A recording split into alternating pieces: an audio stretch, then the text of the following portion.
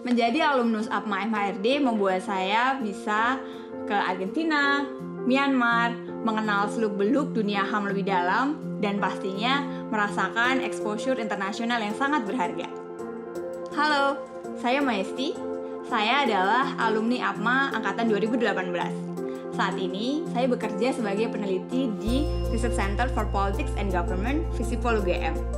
Nah, dalam kesempatan kali ini, bersama teman saya, Alia. Hai Alia! Kami akan berbagi pengalaman tentang keseruan program S2 di MHRD.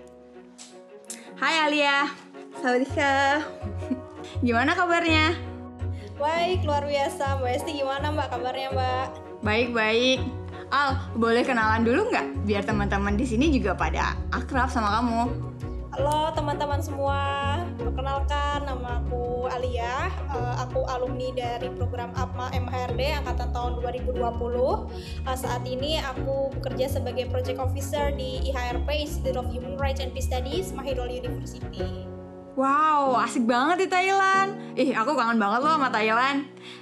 Al, kalau boleh diceritain gimana sih ekspektasi dan realita kamu waktu daftar program APMA MHRD ini? Kalau misal berbicara masalah ekspektasi ya Mbak, sebenarnya kayak lebih pengen tahu lebih dalam sih HAM itu kayak gimana, terus bagaimana sih masyarakat kita itu paham mengenai hak, dan kemudian bagaimana sih perspektif HAM secara internasional kayak gitu. Terus juga lebih ke sisi realitinya ya, kayak aku sebenarnya juga pengen untuk ngerasain gimana sih rasanya living abroad kayak gitu kan, punya banyak temen dari berbagai negara kayak gitu. Apalagi kalau misalnya di APMA kan semester 1 kita di Thailand, dan semester 2 kita itu kan bisa milih ke partner university yang bisa bikin kita travel ke negara lain gitu kan. Nah tapi untuk realitanya kan aku angkatan 2020 ya, angkatan pandemi gitu kan, jadinya kan semuanya online gitu ya. Jadi ya set banget. Tapi kalau misal dari segi keilmuan ya masih tetap esensinya masih dapat gitu kan, kayak masih tetap bisa sharing pengalaman dan juga mendapatkan berbagai macam cerita dari teman-teman dari berbagai negara, dan masih bisa mendapatkan lecture dari dosen yang berasal dari berbagai macam negara gitu. Cuman ya tadi kayak untuk kesempatan untuk living abroad, kemudian kesempatan untuk jalan-jalan itu ya terpending gitu kan, dan baru bisa ke Thailand setelah studiku udah mau selesai gitu. Encouraging banget ya, meskipun online masih bisa banyak dapat pengalaman. Al, boleh sharing nggak kalau tentang beasiswa kamu gimana? Iya Mbak, menurutku ini poin menarik banget sih. Soalnya di APMA itu beneran mematahkan stigma kalau misalnya yang boleh sekolah di luar negeri itu buat yang kaya aja. Karena kalau di APMA itu kita punya skema beasiswa full scholarship dan juga partial scholarship. Dan kayak beasiswanya itu kayak hampir sebagian besar mahasiswanya itu dapat beasiswa. Untuk angkatan pajak kami ber-23 dan ada 20 anak yang dapat beasiswa gitu kan. Dan mostly dari mereka itu full beasiswa. Cuman satu mahasiswa aja yang dapat partial scholarship. Dan sebenarnya untuk perbedaan partial scholarship dan juga full scholarship itu cuma dikit. Cuma perbedaannya kalau misalnya yang full scholarship itu dapat tiket pesawat, tapi kalau misalnya yang partial scholarship itu nggak ditanggung biaya pesawatnya gitu kan. Nah tapi kalau misal menurutku pribadi ya itu kayak nggak akan masalah gitu kan, karena biasanya flight dari Indonesia ke Thailand pun juga lumayan terjangkau gitu. Jadi kalau misalnya dari segi pembiayaan kayak nggak usah khawatir, di APMA itu banyak banget beasiswa tersedia buat teman-teman untuk menjalani studi dan juga menyelesaikan studi di APMA. Wah, ini nih penting banget nih, biaya nggak jadi masalah karena ada banyak skema. Oke, kalau dari sisi substansi nih, kira-kira kuliah di APMA itu gampang diikutin nggak? Terutama bagi alumni yang bukan berasal dari ilmu politik. Oke, jadi kalau dari segi latar belakang keilmuan ya, sebenarnya kalau misalnya di APMA itu karena sifatnya interdisiplin, jadi kayak nggak yang melulu harus mahasiswa dari latar belakang keilmuan tertentu yang akan bisa ngikutin. Karena di angkatanku pun juga banyak dari teman-teman yang berlatar belakang keilmuannya dari ilmu politik, terus kemudian ada dari HI, hukum, hukum, sosiologi, antropologi dan lain sebagainya. Karena di APMA sendiri pun juga kayak cukup komprehensif ya dari segi keilmuan, karena kita juga belajar HI, kita juga belajar politik, kita juga belajar international law, dan juga kayak ya kan sebenarnya karena cakupan dari human rights itu nggak bisa saklek dipelajari oleh satu ilmu aja sih. Makanya pun kalau misalnya teman-teman berasal dari ilmu politik maupun bukan berasal dari ilmu politik, it's okay, just give it a shot. Mbak Hesti, aku juga pengen nanya dong, kan dulu Mbak Hesti udah punya kesempatan untuk berkuliah di Mahidol University nih di Thailand. Boleh dong Mbak diceritain ke teman-teman semua gimana sih pesan-kesannya dulu saat mengikuti perkuliahan di Thailand? Boleh dong sharing? Ada banyak banget sih. Mulai dari mana ya? Mungkin dari kampus dulu ya. Jadi di Mahidol itu perpustakaannya lengkap banget. Terus internetnya cepet kan, kamu pasti udah ngerasain. Terus ada tram apa segala macem. Pokoknya environmental di sana tuh sangat ngedukung kita buat kuliah.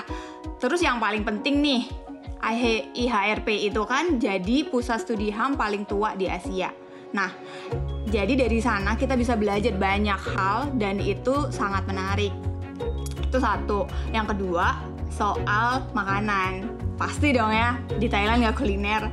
Nah, yang paling aku inget itu Thai tea-nya. Parah banget sih, beli Thai tea di pinggir jalan aja enaknya kebangetan. Ya kan, kamu udah ngerasain kan pasti. Nah, yang terakhir itu soal budayanya. Jadi, orang Thailand tuh sangat ramah ya. Dan ini juga didukung sama teman-teman aku yang dari berbagai macam negara. Kita di sini bisa seru-seruan bareng dengan orang Thailand dan juga teman-temanku yang dari luar gitu. Jadi selain sekolah di sini, aku tuh bisa ngebangun friendship dengan berbagai macam orang dari negara lain, sekaligus juga ngembangin network aku. Terima kasih banyak Mbak Hesti, ini seru banget sih ya. I think that our friend will be very interested after listening to your story. Nah, selanjutnya aku mau nanya dong Mbak, permasalahan karir. Karena menurutku ini penting banget sih dan menjadi salah satu pertimbangan kenapa teman-teman nantinya memutuskan untuk mendaftar di APMA. Nah, kalau misalnya menurut Mbak, gimana sih proyeksi karir alumnus dari program APMA MHRD ini?